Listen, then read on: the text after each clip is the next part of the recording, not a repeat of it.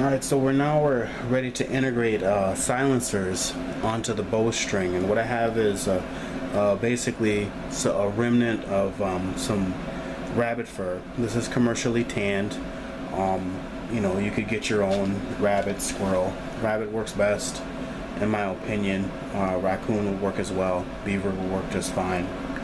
But any fur-bearing animal, for the most part, and if you tan it, then you can have something to work with.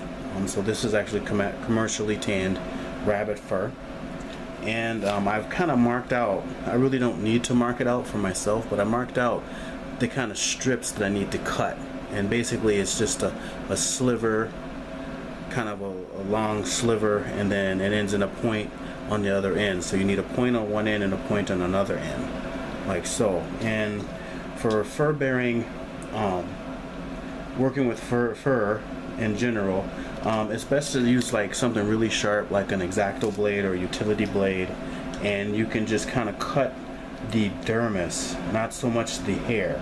Because if you use a pair of scissors, what can happen is that you end up cutting the hair, and you end up getting more hair all over the place than you intend to. So if you're just cutting the dermis, then you get a majority of the hair. And for the silencers, that's what we want, really. We want a majority of the hair. So you can just take your time and just kind of cut these out into little strips with points on the end, like so. So I have my two fur strips here that have points on the end, and I'm going to basically go about a hand width down from the tip and a little bit more.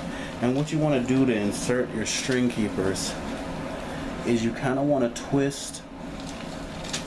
You want to untwist your cordage that you just twisted, so that you can find a opening or a hole. So right there, I don't know if you can see it. Make it so that you can see it maybe, but there's a hole there, and that's where I want to insert. I find this hole, and I want to insert the tip, one tip of the string keeper in there, right, with the flesh side down.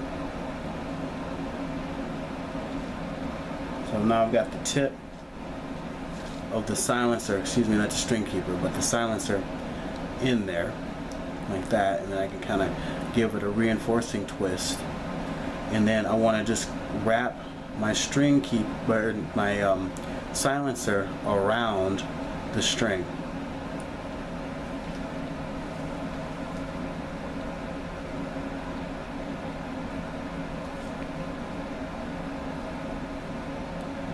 Until I come to the tip here, and then I want to find it. I want to twist my cordage at another juncture, at another opening, enough to be able to poke the tip in.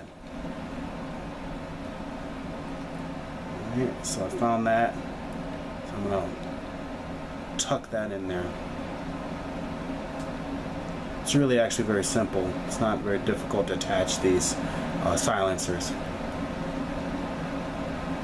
I think I kept saying string keepers. These are silencers. So now they're on here, and then as the string reverberates, this will tighten, and the silencer the fur will disperse the twang of the string when it's released.